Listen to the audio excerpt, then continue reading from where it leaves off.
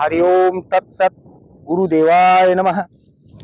जय श्री राम भक्तों, राम राम। आज मैं आपको इस आंकड़े के पौधे के पास में लाकर आप लोगों का, आप सभी भक्तों का दिल छोटा नहीं करना है।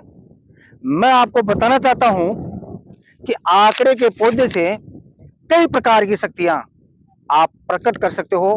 भिन्न भिन्न प्रकार की, हर प्रकार की शक्ति यह आंकड़ा का पौधा आपको दे सकता है। चाहे देव हो, चाहे दानव हो, चाहे भूत हो, चाहे पिशाच हो, हर प्रकार की शक्ति का दाता माना जाता है आंकड़े का पौधा। ध्यान रहे भक्तों, आंकड़े के पौधे को हल्के में मानकर नहीं चलना चाहिए। यह एक चमत्कारी पौधा है। भगवान विष्णु का इस पौधे को वरदान है। यह पौधा किसी भी अपने भक्त को कोई भी शक्ति प्रदान कर सकता है। अपने आत्मा में पूरा विश्वास होना चाहिए अपने इष्ट के प्रति। अगर आपके इष्ट के प्रति, आपके गुरु के प्रति अगर पूरा विश्वास है तो यह पौधा आपको हर प्रकार की शक्ति आप लोगों को दे सकता है। चाहे आप किसी भी परिस्थिति में हो, किसी भी मंत्र का जप करते हो, किसी भी देवी देवता का भजन करते हो, यह आंकड़े का पौधा आपको उसी प्रकार की शक्ति आपको देने में सक्षम होता है। आज मैं इस आंकड़े के पौधे से शक्ति प्राप्त करने का सही तरीका आप लोगों को देने वाला हूं। अतः इस वीडियो को ध्यान से देखें, पूरा देखें। वही भक्त इस वीडियो को पूरा देखेगा जिसका भाग्य खुलने वाला है, जिसके साथ में कोई चमत्कार होने वाला है। आज का वीडियो आप सभी भक्तों के लिए एक चमत्कारी सिद्ध होने वाला है, क्योंकि आज मैं आपको बताने वाला हूं कि किस किस भाव से अगर आंकड़े के पौधे के पास में अगर जाओगे तो आपको कैसी कैसी शक्तियां यह आंकड़े का पौधा आपको दे सकता है। अगर आप किसी देवी या देवता की सिद्धि प्राप्त करना चाहते हो तो दिन में 12 बजने से पहले पहले इस पेड़ के पास में आप जाओगे नुता देने के लिए, ठीक है ना। 12 बजे से पहले पहले इस पौधे के पास में जाओगे। अगर आप किसी प्रेत, जिन, परी, पिशाच, है ना, यक्षिणी, गंधर्व, जो भी है ना, अगर ऐसी शक्तियों को प्रसन्न करना चाहते हो, ऐसी शक्तियों को इस पौधे से प्राप्त करना चाहते हो, तो रात को आपको 9 बजे बाद को समझ में आ गई होगी कि अगर आप देवताओं की सिद्धि प्राप्त करना चाहते हो तो आपको 12 बजे से पहले पहले दिन में, ठीक है। और अगर किसी पिशाच शक्ति को प्रकट करना चाहते हो इस पौधे के द्वारा, तो रात को 9 बजे बाद में इस पौधे के पास में जाना है नूता देने के लिए, ठीक है। और अगले दिन इस पौधे के पास जाओगे तो अगर देवताओं की सिद्धि करोगे तो दिन में 12 बजे पहले ही आपको जाना है।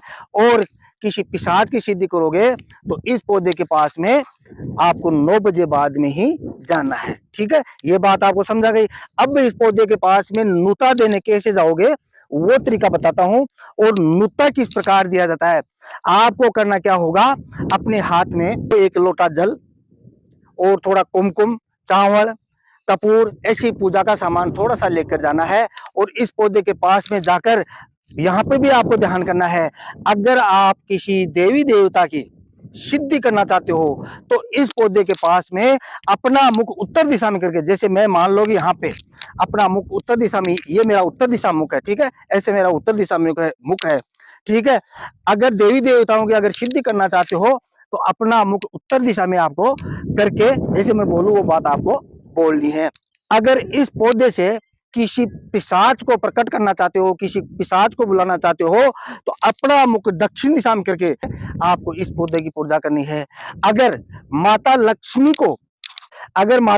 को आप प्रसन्न करना चाहते हो और इस जड़ को प्राप्त करना चाहते हो तो आप अपना मुख पश्चिम दिशा में करके इस पौधे की आरती करनी चाहिए, ठीक है। अगर विष्णु भगवान को प्रसन्न करना चाहते हो और ये जड़ प्राप्त करना चाहते हो तो अपना मुख पूर्व दिशा में करके इस पौधे की आरती पूजा करनी चाहिए। तो कैसे दोगे अब आपको बताता हूँ। इस पेड़ के पास में आपको अपना मुख उत्तर दिशा में करके, अगर देवताओं की सिद्धि प्राप्त करना चाहते हो, अगर देवताओं की सिद्धि प्राप्त करना चाहते हो तो अपना मुख उत्तर दिशा में करके आपको ऐसा बोलना है कि हे पेड़राज, मैं आपके पास आया हूँ, नूता देने आया हूँ, कल आऊंगा, है ना, ये कार्य आपको पुष्प नक्षत्र से एक दिन पहले करना है, ठीक है। ये कार्य आपको पुष्प नक्षत्र से एक दिन पहले करना है, ठीक है। तो हे पेड़राज, कल मैं पुष्प नक्षत्र में आऊंगा और आपकी जड़ लेकर जाऊंगा, और जो भी आपका देवता है, जो भी आपका इष्ट है, ठीक है, उस प्रकार से पेड़राज को बोलना है कि मैं, जैसे हनुमान जी है, गणेश जी है ना, ऐसे बोल देना कि ये सिद्धि मैं प्राप्त करना चाहता हूँ, अतः मुझे आज्ञा प्रदान करे, और कल पुष्प नक्षत्र में प्रातः काल मैं आपके पास में आऊंगा। इस प्रकार से आपको इस पेड़राज से आपको न्योता देना है, ठीक है। और अगर प्रेत की आप सिद्धि करना चाहते हो, अगर आप प्रेत, यक्षिणी या पिशाच की सिद्धि करना चाहते हो, तो आप यही बात दक्षिण दिशा में अपना मुख करके आपको बोलना है। अगर लक्ष्मी की सिद्धि करने के लिए इस जड़ को प्राप्त करना चाहते हो, तो अपना मुख पश्चिम दिशा में करके जो मैंने बात बोली है वो बात आपको बोलना है। अगर भगवान विष्णु की सिद्धि प्राप्त करना चाहते हो, तो यही बात पूरब दिशा में मुख करके आपको बोलनी, ठीक है। ये बात आपको समझा गई। इस प्रकार से न्योता देकर वहां पर एक छोटा सा दीपक जलाना है, और अगले दिन का आपका इंतजार करना है। और प्रातः काल अगर देवताओं के कार्य के लिए ये जड़ को आप लेना चाहते हो, तो आपको प्रातः काल उठकर इस पेड़ के पास में जाना है, और जैसे मैंने बोला उसी प्रकार से आपको फिर से इस पेड़ को एक विनती करनी है, एक अर्ज करनी है, ठीक है। अर्ज कैसे करोगे? हे पेड़राज, मैं आपकी जड़ ले रहा हूँ, और इस देवता की सिद्धि के लिए यह जड़ मैं आपसे प्राप्त कर रहा हूँ। अगर आपको कोई कष्ट होता है तो मुझे माफ कर देना, मैं आपके नाम से धर्म कर्म करता रहूंगा। इस प्रकार से इस पेड़ को आपको बोलना है, और अपना मुख उत्तर दिशा में करके आपको खुदाई स्टार्ट करना है। खुदाई आराम से धीरे धीरे करना है। पेड़ आपको ऐसा देखना है, ये जो पेड़, ऐसा आप पेड़ देखोगे तो ऐसी आपको जड़ प्राप्त जरूर होगी, मैं आपसे वादा करता हूँ। आपको ऐसा जंगली आग ही देखना है। सफेद वाला आग पहली बात तो बहुत ही कम मिलता है, अगर मिलता है तो अपने उनकी पूजा पाठ करते हैं, तो उसको ऐसा कष्ट मत पहुंचाना। आप तो सिर्फ जंगली आग ही देख लेना। अगर ऐसा आप आग देखोगे, ऐसा बड़ा आग देखोगे, तो आपको ऐसी जड़ आपको प्राप्त हो सकती है। हो सकता है कि आपका भाग्य अच्छा हो तो इससे भी अच्छी जड़ आपको प्राप्त हो जाए, ठीक है ना। इस प्रकार से आपको अंदर से खुदाई करनी है, ठीक है। अंदर से खुदाई करके, और जितनी ये जड़ जाती है, जैसे जैसे आकार से जड़ जाती है, आराम से खुदाई करते रहना है, ठीक है। अपनी इच्छा अनुसार जो भी आकृति आपको चाहिए वहां से जड़ को काट लेना है। काटने में कोई दिक्कत नहीं, किसी औजार से जड़ काट सकते हो। ऐसी अगर रखते हो तो अच्छी बात है, अगर ऐसी नहीं रखते हो कोई बात नहीं है। आपको ऐसी इस जड़ से ऐसी आपको एक गदा बना लेनी है, ठीक है। देखो ये गदा है, ऐसी आपको गदा बना लेनी है। ये गदा बहुत ही पुरानी है, ये कम से कम 30 साल 35 साल पुरानी गदा है। आप चाहो तो किसी कारपेंटर से ये गदा बना सकते हो, और आप चाहो तो अपने खुद के हाथ से भी गदा बना सकते हो। आपसे ये जड़ बहुत मुलायम होती है, आपको धीरे धीरे चाकू की सहायता से भी ऐसी गदा आपको बना लेना है। इस गदा को और इसको विधि विधान से इस जड़ को पूजा करना है, और चमेली का तेल लगाकर इसके सिंदूर लगाओ, और जहां आप पूजा करते हो पाटे पे इस गदा को स्थापित करें, और इस गदा को ही साक्षी मानकर जो भी आपका इष्ट है अपने हिसाब से मंत्र का जप करे।